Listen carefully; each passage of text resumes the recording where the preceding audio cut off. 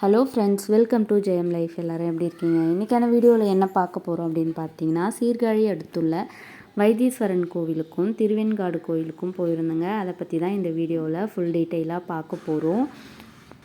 நாங்கள் 2 நாளாக trip plan பண்ணி கிளம்பணும். அதாவது சண்டே மண்டே 2 நாள் போயிட்டு வரலான்னு சொல்லிட்டு ஃபேமிலியோடு கிளம்பிட்டோம். மொத்தம் 13 பேர் போனோங்க. அங்கே போயிட்டு எப்படி ஸ்டே பண்ணோம், எப்படி சாமி தரிசனம்லாம் பார்த்தோம், அந்த கோவில் எப்படியெல்லாம் போகணும், பஸ் ரூட் எல்லாமே நான் உங்களுக்கு இந்த வீடியோவில் டீட்டெயிலாக சொல்கிறேன். வீடியோவை ஸ்கிப் பண்ணாமல் லாஸ்ட் வரலையும் பாருங்கள்.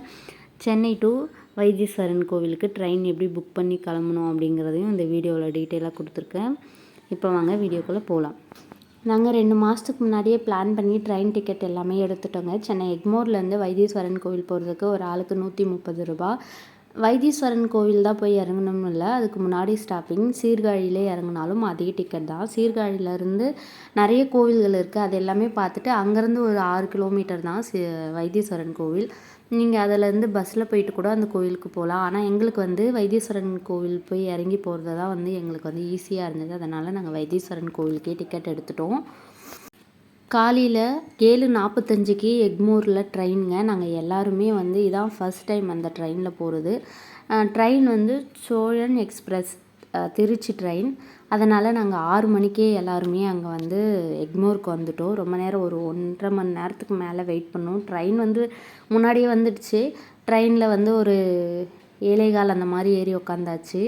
இதுதான் பார்த்திங்கன்னா வைத்தீஸ்வரன் கோவில். நல்லா இருந்ததுங்க. அந்த என்ட்ரன்ஸே இந்த மாதிரி சூப்பராக இருந்தது. அந்த ஊர் பேர் வைத்தீஸ்வரன் கோவிலுங்கிறதுக்கு முன்னாடி புள்ளிருக்கு வேலூர் அப்படின்னு சொல்லுவாங்களாம்.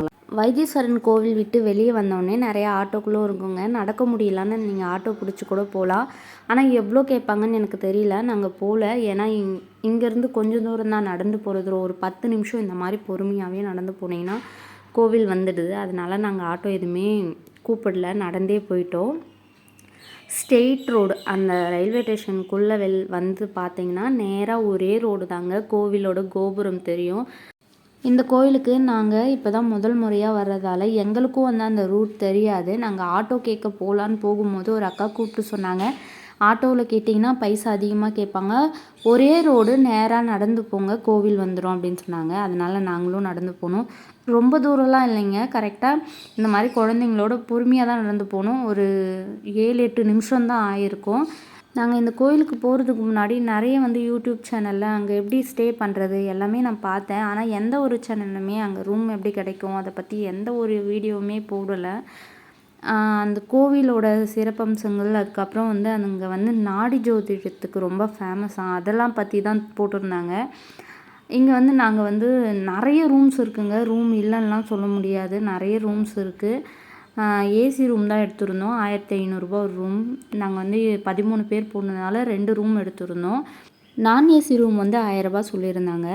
கொஞ்ச நேரம் ரூமில் போய் ரெஸ்ட் எடுத்துகிட்டு நாங்கள் திருவெண்காடு ஒரு கோயிலுக்கு கிளம்பிட்டோங்க.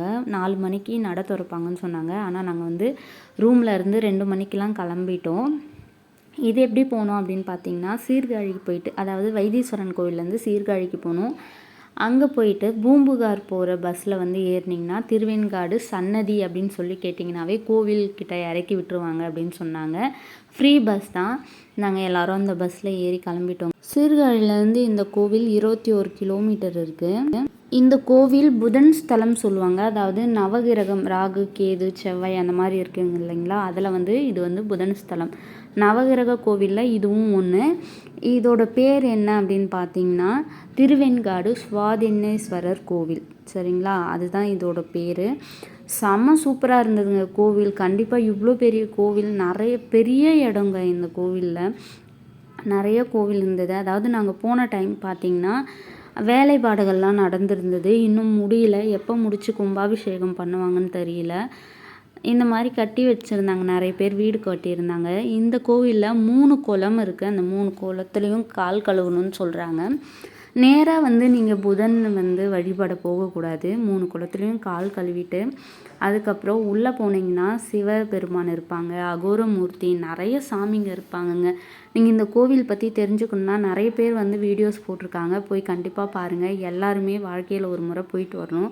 அந்த மாதிரி ஒரு பிரம்மாண்டமான கோவில் தாங்க. இப்போ வேலை செஞ்சிட்ருக்கிறதால அந்த அளவுக்கு உங்களுக்கு தெரியாது.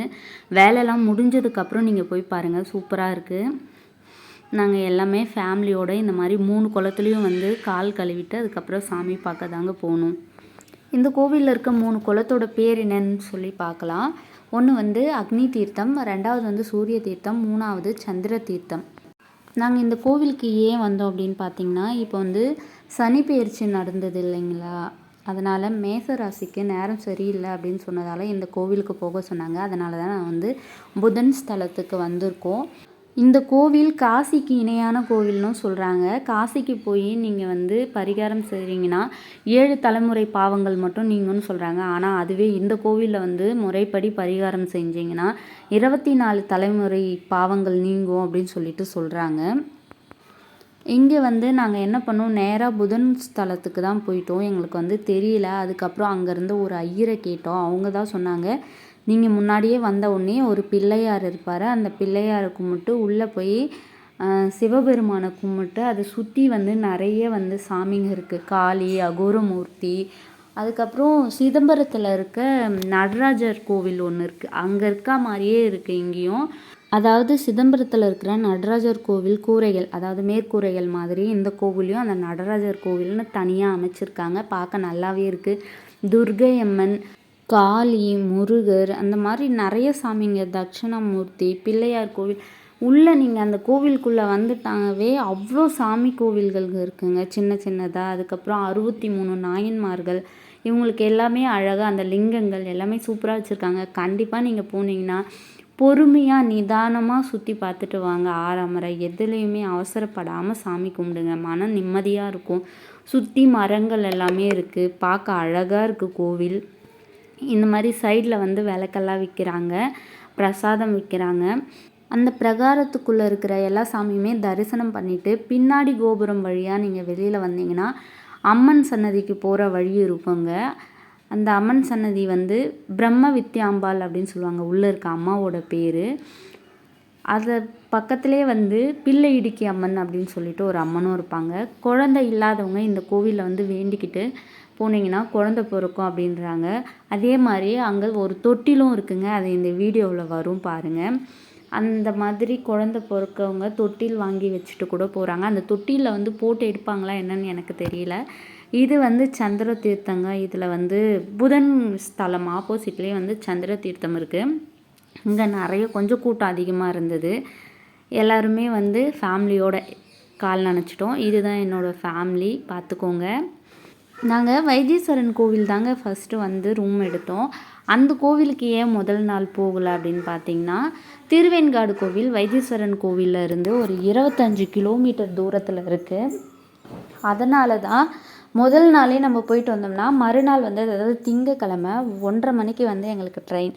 இந்த கோவிலுக்கு இவ்வளோ தூரத்தில் வந்து நாங்கள் வந்துட்டு போனோம்னா ட்ரெயின் மிஸ் பண்ணிடுவோம் அப்படிங்கிறதால வைத்தீஸ்வரன் கோவில் ரூம், அதாவது கோவில் முன்னாடியே நாங்கள் ரூம் எடுத்ததால் அது காலையில் போயிட்டு அதுக்கப்புறம் ட்ரெயினும் வைத்தீஸ்வரன் கோவிலே.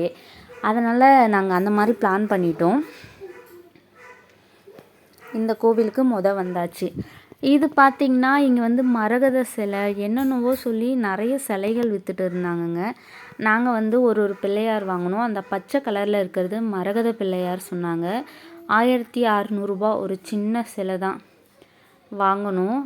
இது வந்து அதாவது கோவிலோட முன்னாடி நாங்கள் ஃபஸ்ட்டு வந்து புதன் ஸ்தலம் போகணுன்னு சொல்லிட்டோம் இல்லைங்களா. அதாவது கோவிலை சுற்றி குளத்துல கால் நனைச்சிட்டு நேராக வந்து புதன் கோவிலுக்கு போயிட்டோம். அந்த மாதிரி போகக்கூடாது அப்படின்னு ஐயர் சொன்னதால் திரும்பவும் வந்து அந்த கோவிலை சுற்றி திரும்பவும் வந்து உள்ளே போயிட்டு சிவன் எல்லாமே பார்த்துட்டு அதுக்கப்புறம் மறுபடியும் நாங்கள் வந்து புதன் ஸ்தலம் போனோம். நீங்கள் வந்து முதல் முறையாக போகிறீங்கன்னா இந்த மிஸ்டேக் பண்ணாதீங்க. ஃபஸ்ட்டு கோவில் முன்னாடி இருக்க பிள்ளையார் எல்லாருமே பார்த்து வழிபட்டுட்டு அதுக்கப்புறம் போங்க. இதுதான் பார்த்திங்கன்னா சிதம்பர நடராஜர் கோவில். சிதம்பரத்துலேயும் இதே மாதிரி இருக்குமா, நாங்கள் போனதில்லை. ஓகே, பார்த்ததால வீடியோ எடுத்தோம். இது உள்ளே வந்து ஒரு கிணறு இருந்தது, உள்ளேயும் கொஞ்சம் தண்ணி இருந்ததுங்க. இந்த மாதிரி போட்டிருக்காங்க, ஓகே சூப்பர். ஆனால் யாருமே விழாமல் சேஃப்டியாக இருக்கும் இல்லைங்களா. இது வந்து துர்கை அம்மன். இது வந்து முருகர் கோவிலுங்க. உள்ளே முருகர் இருக்கார், எங்களால் பார்க்க முடியல, வேலை நடந்துட்டு இருக்கிறதால.